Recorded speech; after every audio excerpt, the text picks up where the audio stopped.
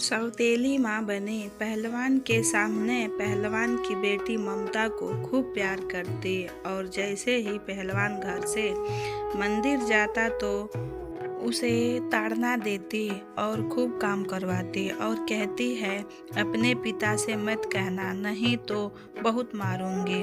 और बेचारी ममता डर जाती है और उसका पिता घर आता तो अपने बेटी से पूछता है खाना खाई कि नहीं। ममता डर से हाँ कहती है और जब तक घर में पहलवान रहता तब तक खुश रहती थी। और जैसे ही पहलवान देवी माता के मंदिर जाता है तो सौतेली माँ जो थी बेटी ममता से भीख मांगने को भेजती है और चोरी करने के लिए कहती और सौतेली माँ घर में ही लैट्रिन करके राख में छुपा के टोकरी में उठाकर ममता के सिर पर रख देती है और कहती है इधर उधर मत फेंकना।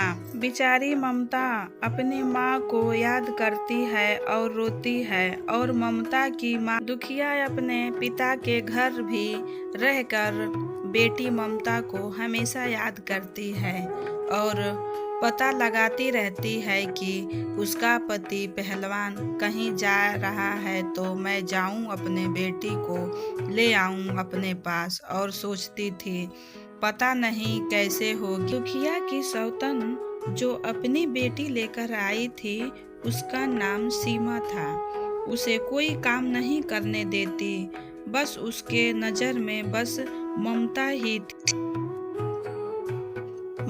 ही थी क्योंकि ममता उसकी बेटी नहीं थी, वो तो दुखिया की बेटी थी। बेचारी ममता को भी उसकी माँ से कहीं कम कष्ट नहीं था कि सौतेली माँ सारा दिन काम करवाती और काम खत्म होने के बाद खटिया में बांध कर रखती, वो भी बिना कपड़े के कि कहीं घूमने न जा पाए।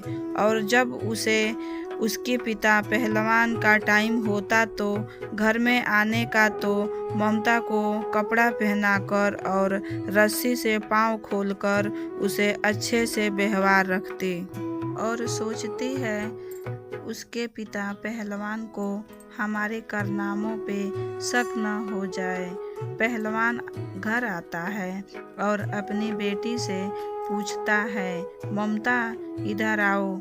ममता डरते डरते और पास में जाकर खड़ी हुई तो उसका पिता पूछा तुम ठीक हो? बेटी ने अपने पिताजी से झूठ बोली हाँ पिताजी हम ठीक हैं। फिर क्या होता है पहलवान के गांव का एक सदस्य दुखिया के गांव जाता है और उसकी बेटी की सारी सच्चाई बताता है। दुखिया अपने बेटी की तकलीफ सुनी तो हैरान हो गई और एक दिन चली आती है अपने ससुराल अपने बेटी को लेने। और जब यह बात दुखिया के सौतन को पता चली तो जल्दी से ममता का सारा कपड़ा निकालकर फिर से खटिया में बांध देती है और ममता से कहती है अब देखती हूँ तेरी माँ तुझे कैसे ले जाती है। तब तक दुखिया वहाँ पहुँचती है और सौतन से हाथापाई होने लगे और गांव वाले भी काफ़ी भीड़ में आ गए देखने। दुखिया और सौतन में खूब लड़ाई हुई और दुखिया डरी नहीं बल्कि डट के सामना किया और अपने बेटी को कंधे पे बैठा के लेके चली जाती है मायके।